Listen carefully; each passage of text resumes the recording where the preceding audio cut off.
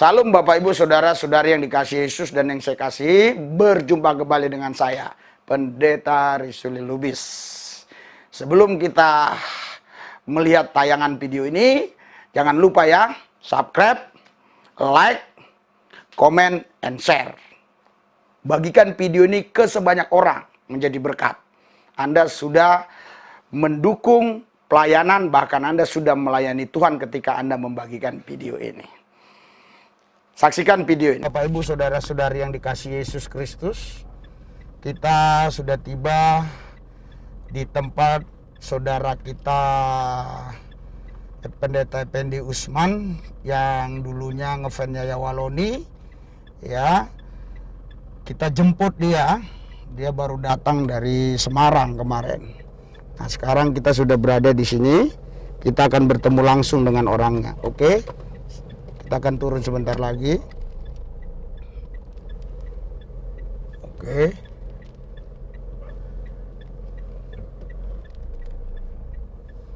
Apa kita parkir sana lah biar nggak ada ribut-ribut. Oke saudara, parkirannya agak sulit tapi bisa. Oke.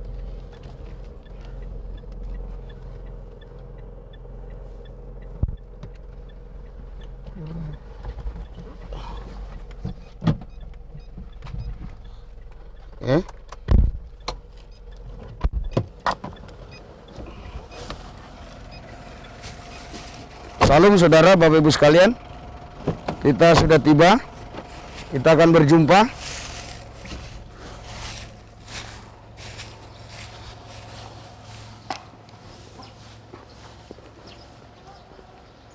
Saudara, kita sudah bertemu dengan Bapak. Shalom. Gimana kabar? Puji Tuhan sih. Bisa masuk sebentar Bapak pakai ini.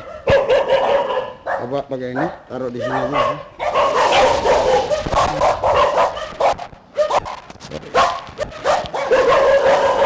Nah, ini ada banyak anjing ini. Suara anjing pengaruh nggak? Hah? Suaranya besar ya? Haleluya. Iya. Nggak ngaruh ya? Enggak mengaruh. Oh, oke, kalau kita suara anjing ngaruh, kita di sini ya. Apa-apa. Salam Bapak Ibu Saudara, kita tadi berjumpa dengan Bapak apa? Lupa saya. Abraham, Pak. Effendi Usman. Hah? Effendi Usman. Effendi Usman, ya. Nah, kita sana aja biar nggak masalah ini gelap cahaya. Hah? Effendi Usman. Ya. Oh, ini rumah kosong boleh. Rumah kosong kan nggak dilarang. Sini.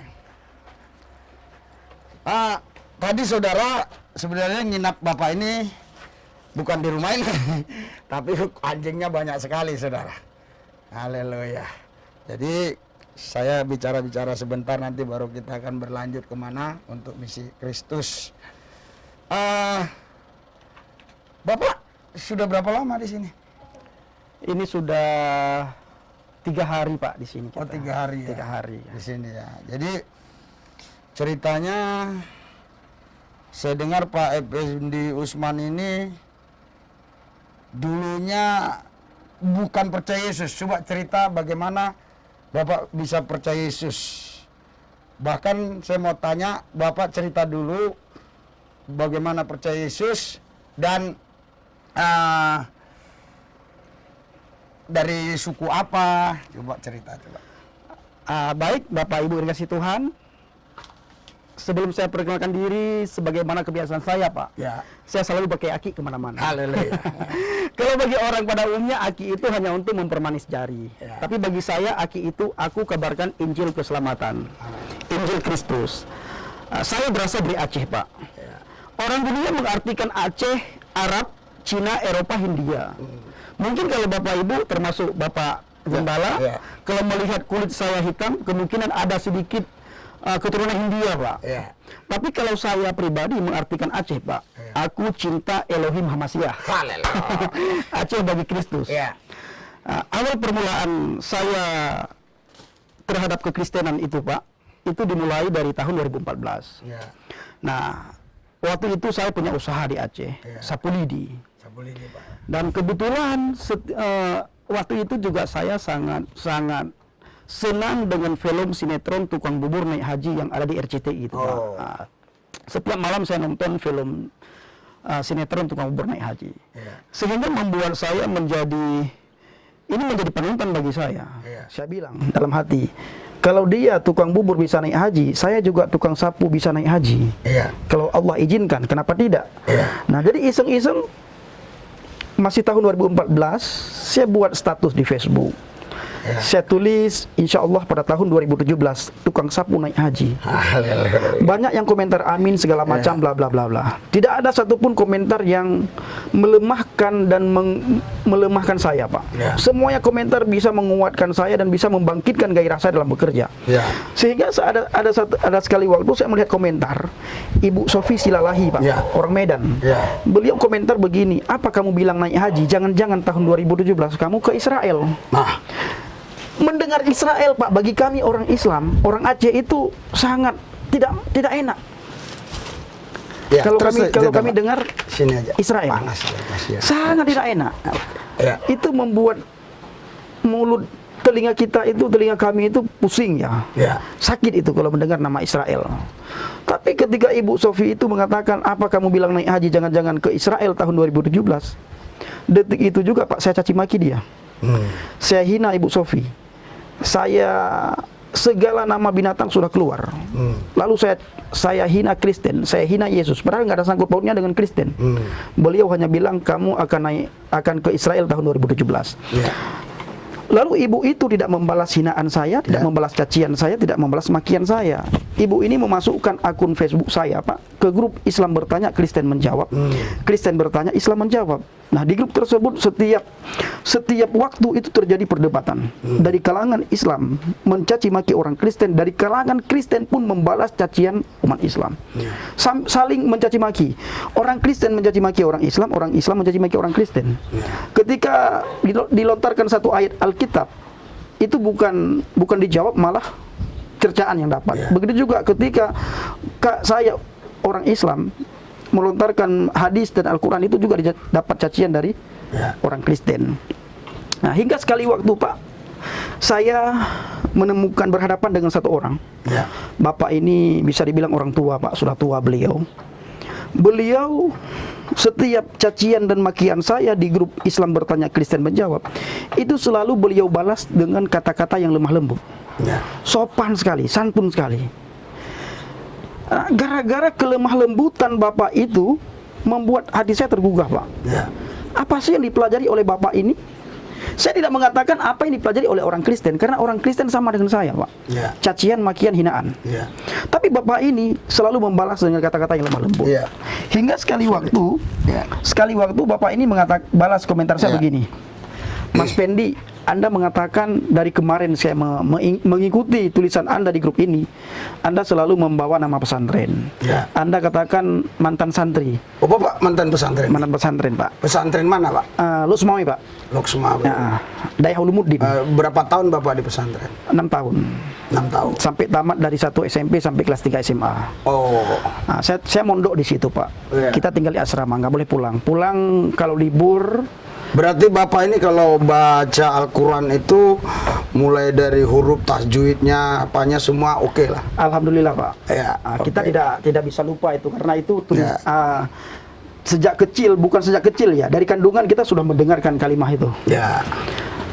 Lalu dididik lagi di dalam suasana Islam. Nah, terus tamat SD, saya diantar oleh mama saya ke sebuah pondok. Nah, saya kembali kepada pokok pembahasan kita tadi, Pak. Kenapa saya bisa mengenal Kristus, percaya kepada Yesus? Dari saya orang yang menghina, orang yang mencaci maki, bisa percaya kepada Yesus. Itu karena kelemah lembutan satu orang Kristen. Boleh disebut namanya itu? Namanya Pak Kurnia Budi. Pak Kurnia Budi. Orang Jakarta. Sekarang tinggal di Jogja beliau. Dan puji Tuhan kami sudah sering ketemu, Pak. Dan beliau juga termasuk salah satu guru rohani saya. Di mana Bapak tertariknya waktu itu sampai ikut Yesus gitu? Kan begini, ada orang kesaksian dapat mendengar suara, ada dapat penglihatan, ada karena waktu baca Alkitab Alkitab itu sepertinya ayat-ayat itu berbicara. Nah, kalau Bapak bagaimana dengan Pak Budi ini ceritanya? Dengan Pak Budi cuma tulis begini, Pak. Mas Pendi, dari kemarin saya mengikuti tulisan kamu, selalu keluar cacian dan makian, serta hinaan terhadap orang Kristen, agama Kristen. Saya tidak melihat ciri-ciri santri daripada kamu ini. Tidak ada tutur kata kamu seperti santri pada umumnya. Itu menjadi pukulan bagi saya, Pak. Nah, kelemah lembutan Pak Kurnia Budi itu menjadi pukulan bagi saya. Sehingga hati saya ngomong, Pak, sama diri saya sendiri. Apa sih yang dipelajari oleh Pak Kurnia Budi ini? Saya tidak mengatakan apa yang dipelajari oleh orang Kristen. Akhirnya, Pak, saya iseng-iseng nih. Saya cari di internet, saya ketik di Google a Bible. Ketika saya ketik di Google a Bible, itu satu ayat yang keluar. Tidak ada ayat setelahnya, tidak ada ayat sebelumnya. Seandainya waktu itu, Pak, keluar ayat di mana Yudas Iskariot menjual Yesus kepada ahli Taurat, mungkin kita tidak ketemu siang hari ini. Begitu juga bila ayat yang keluar ketika saya ketik Bible, keluar ayat Petrus menyangkal Yesus, kita juga tidak ketemu. Tapi keluar ayat, akulah jalan kebenaran dan hidup. Saya kalau baca ayat ini, Pak, merinding. Sampai sekarang ayat itu membuat iman saya di dalam Islam itu berubah total, Pak. Ya, berarti kurang lebih dengan kata-kata Pak Budi yang lembut, Bapak sudah mulai agak tertarik tapi belum mantap, terus Bapak baca Alkitab, ketemu ayat itu gitu. Saya bukan baca Alkitab, Pak. Saya ketik cuma Bible. Oh, Bible. Saya ingin melihat apa sih yang dipelajari oleh Pak Kurnia Budi. Ketika saya ketik a Bible, yang lucunya Google cuma satu ayat ditunjukkan kepada saya. Yohanes 14 ayat 6. Akulah jalan kebenaran dan hidup. Tidak ada seorang pun yang datang kepada Bapa kalau tidak melalui aku. Nah, di mana saya waktu itu merenungkan, Pak, Al-Quran 6.666 ayat. Ada banyak diceritakan tentang kisah Nabi dan Rasul dalam Al-Quran. Bisa Bapak ulangi lagi supaya orang bisa ingat 6.666 ayat Al-Quran. Di dalam Al-Quran 6.666 ayat ada banyak kisah Nabi dan Rasul diceritakan dalam Al-Quran. Tapi tidak ada satu ayat pun Nabi dan Rasul mengatakan sebagaimana Yesus katakan. Akulah jalan, akulah kebenaran, akulah kehidupan. La ahadan yadkhulu ilal jannah, la ahadan yadkhulu ilal jannah, la ahadan yadhhabu ilal abi illal bi, kata Yesua. Kata Yesus, tidak ada satu orang pun yang bisa datang kepada Bapa kalau tidak melalui aku. Ayat ini berbicara terus kepada saya, Pak. Setiap saya mau sholat, ayat ini terngiang-ngiang di telinga saya. Ketika saya mengangkat tangan, takbir Allahu Akbar, suara itu kedengaran, Pak. Begitu jelas, begitu lembut, begitu menyejukkan hati saya. Suara itu kedengaran, akulah jalan, akulah jalan, akulah jalan.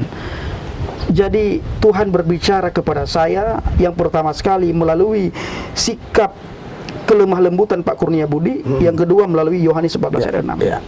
Saya menyimpulkan, Pak, sekarang ketika orang Kristen, terus setelah itu apa yang Bapak lakukan? Saya melakukan, bisa dibilang saya seperti orang stres, Pak. Orang stres karena saya baca ayat itu. Lalu saya masuk lagi ke grup, Pak. Saya masuk ke grup Islam bertanya, Kristen menjawab. Saya tulis di situ, mulai sekarang tukang sapu ingin masuk Kristen. Ada tidak satu orang saja di grup ini yang memperkenalkan kepada saya who is the Jesus? Saya bukan mendapatkan jawaban baik dari kalangan Kristen maupun dari adminnya Islam.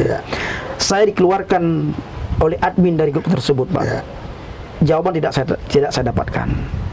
Nah, ketika saya dikeluarkan, Bapak masih ingat tadi di awal pembicaraan ada satu ibu namanya Sofi Silalahi yang mengatakan kepada saya, apa kamu bilang naik haji, jangan-jangan kamu ke Israel.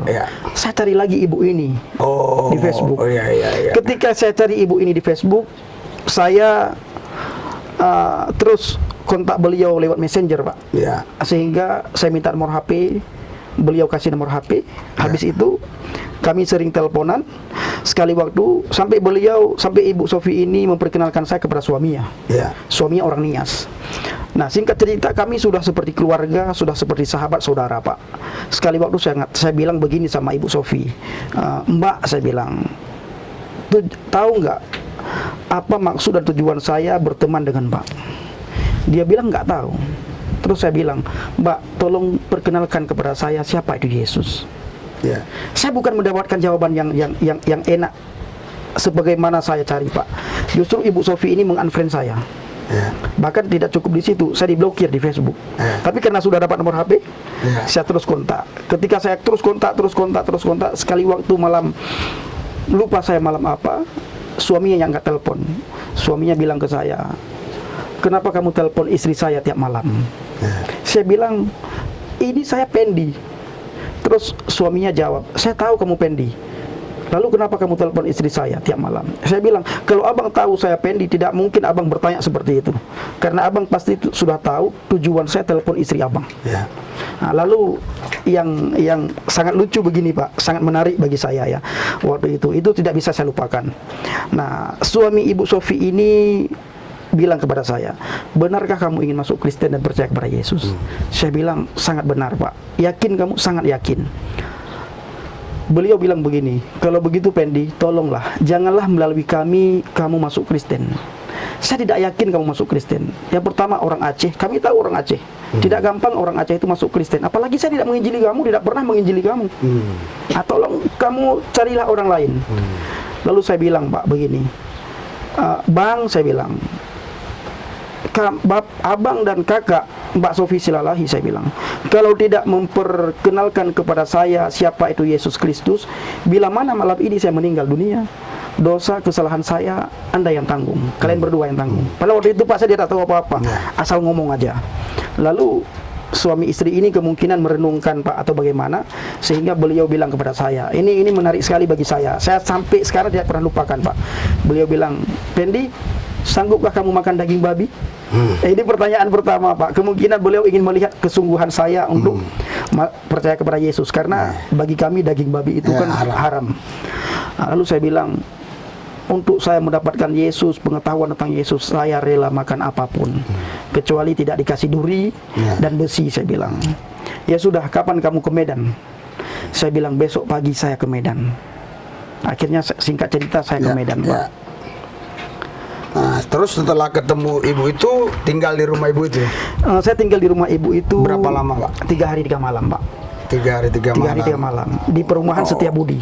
Nah, terus Bapak belajar lagi mendalami firman Tuhan itu lewat siapa? Nah, setelah saya di rumah Ibu Sofi ini 3 hari 3 malam, Pak, sehari-harinya saya dibawa ke rumah Bapak Sinaga. Nah, karena Ibu Sofi ini keadaannya bisa dibilang orang miskin. Tapi bukan Sinaga yang bilang orang Batak jelek-jelek kan? Bukan itu apa namanya itu? Ya. Nah, Khalifah Sinaga ya. Nah, itu bukan dia, Pak, bukan. Sekarang Bapak Sinaga ini menjadi bapak angkat saya. Ya. Ibu Sofi ini dan suaminya, Pak, orang bisa dibilang orang miskin ya.